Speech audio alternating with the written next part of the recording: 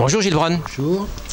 Vous êtes conseiller technique pour le numérique du ministre de l'Éducation nationale Vincent Peillon et vous participez à la journée du numérique 64 organisée par le Conseil général des Pyrénées-Atlantiques à Hendaye en partenariat avec le rectorat et le CDDP. Il s'agit d'une journée d'information, de formation, de partage sur le thème des ressources numériques. Comment interpréter votre présence au collège Girondat? C'est une manifestation qui regroupe, comme vous l'avez dit, tous les acteurs du numérique sur un département. Il est naturel d'être présent, puisque c'est justement les orientations de la stratégie du ministre aujourd'hui, de pouvoir regrouper les actions de tous ces acteurs de manière commune et qu'il y ait des gouvernances communes qui se mettent en œuvre. Donc c'est justement, je pense, un signal fort à ce type de réunion et aux synergies qu'il pourrait y avoir entre les différents acteurs, qui travaillaient jusqu'à présent beaucoup trop en parallèle. Alors, choisir, construire des ressources numériques est au cœur du métier d'enseignant. Comment le ministère entend-il faciliter cela? Il y a une question autour de ce qu'on entend par ressources numériques. Il y a plusieurs niveaux de ressources numériques. Il y a celle que l'enseignant, de manière naturelle, fait dans sa classe, parce que de plus en plus, il est actuellement doté de tableaux blancs numériques. Il a chez lui un ordinateur, donc il prépare ses cours souvent sous forme numérique. Il fait souvent cours avec des objets numériques qui lui permettent d'enregistrer son action. Donc il y a toute la chaîne de production de son cours est de plus en plus numérique. Donc le professeur, naturellement, maintenant, quand il fait cours, il produit numérique. Et puis vous avez toute une gamme de production de ressources numériques qui ne relèvent pas de l'enseignant aussi. Il ne faut pas l'oublier, qui sont des ressources de caractère éditorial, c'est-à-dire qui demandent une forte plus-value technologique.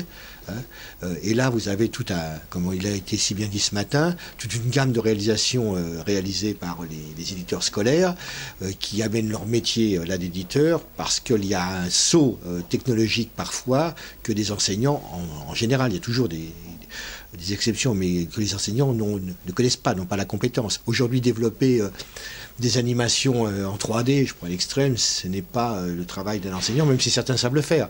Mais là, on a un travail très très particulier, qui est un travail d'éditeur, et qui est un travail d'éditeur pédagogique, puisqu'il faut que ces productions reflètent aussi une certaine vision de la pédagogie. Alors quand on parle de ressources pédagogiques, on parle de choses parfois très très différentes. Alors on va revenir un petit peu sur les ressources produites par les enseignants.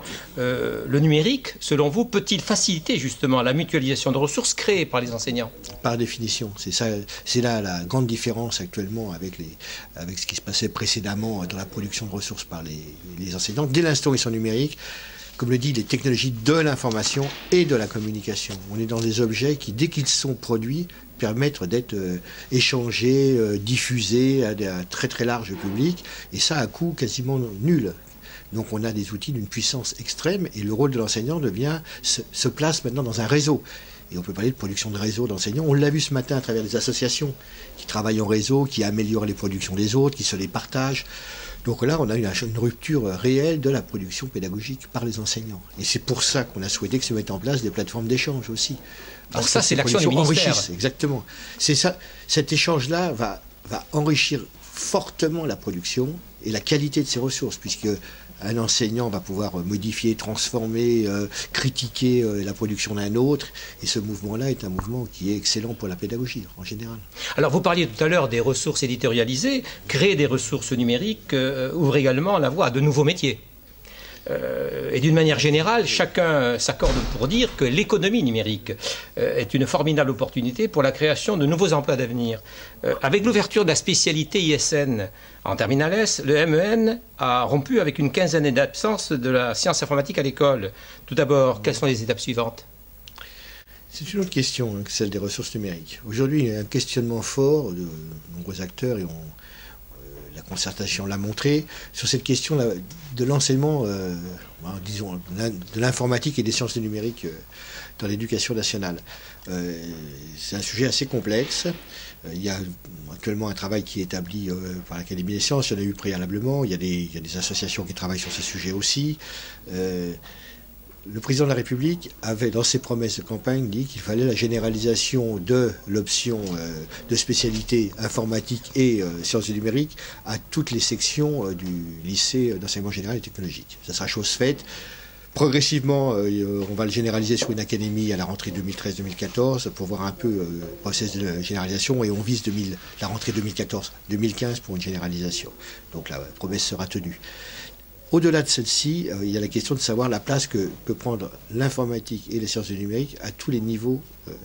Donc de l'école jusqu'à la classe préparatoire éventuellement. Classe préparatoire, il y a des discussions actuellement, mais c'est déjà le cas. Bon, c'est une discussion sur les horaires, etc. Mais sur le principe, il n'y a pas de débat, c'est clair. Le débat est avant. Le débat est avant. Sur le lycée, on l'a vu, ça se met en place.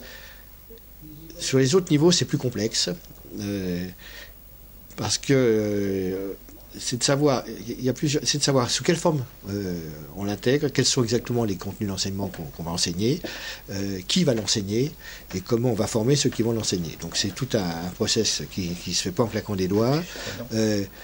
La réflexion actuelle, bon, il y a un groupe de travail qui va se mettre en place tout prochainement, je l'ai su hier, et on le suit tout particulièrement, sur ce sujet-là par la DGESCO, qui va regrouper des personnalités du domaine qui ont été celles qui ont travaillé justement sur l'option ISN.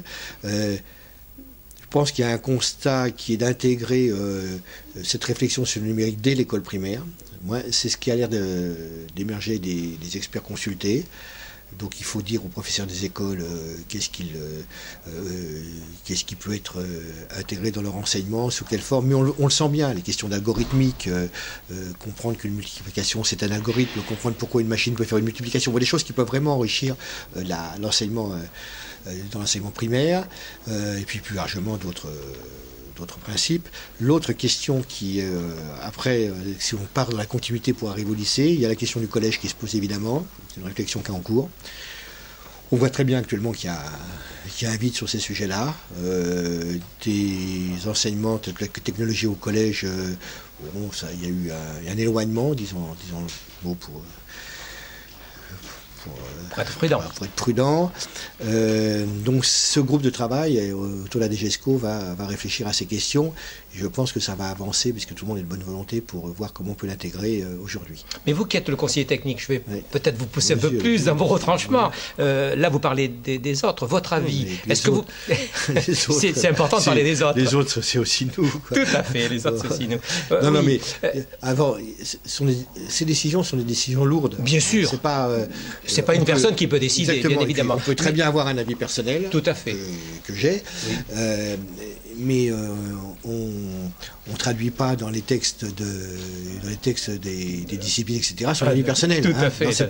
Il y a heureusement une certaine distanciation. Bien sûr. Et donc là, il y a des gens certains même beaucoup plus compétents que moi qui participent au groupe de travail. On a demandé à des professeurs au Collège de France, à des grands universitaires, des philosophes, etc., de nous éclairer sur ces sujets. Donc, faut prendre un peu son temps. Le groupe de travail là va travailler, je pense, commence à se réunir, disons qu'en septembre il aura bien avancé, on aura des premières conclusions. Oui, après on traduira. Ce sont des questions difficiles. Dès qu'on touche au programme scolaire, ce sont des questions difficiles. C'est ce que j'ai bien compris. Il n'empêche que certains disent que, attention à ne pas faire en sorte que nos enfants ne soient que des consommateurs de produits. D'ailleurs, la question vous a été posée ce matin. De produits. Et on a répondu sur les machines, mais on pourrait répondre aussi sur les logiciels, sur les ressources. C'est fondamental. Et on voit le positionnement quand même des produits anglo-saxons sur le net quand même aujourd'hui. Projet de loi qui a été déposé ce matin au Conseil des ministres, dans l'article 4, c'est-à-dire quasiment dans les tout premiers, il n'est pas loin, aborde ce sujet-là. Donc ça veut dire qu'il y a quand même une conscience actuellement au plus haut niveau de l'État sur l'importance de ces enseignements et de cette réflexion dans l'école de la République. Si je comprends bien, le ministère sur ce problème-là écoute beaucoup, mais comme le gouvernement envisage de faire très vite. Oui, non, c'est pas.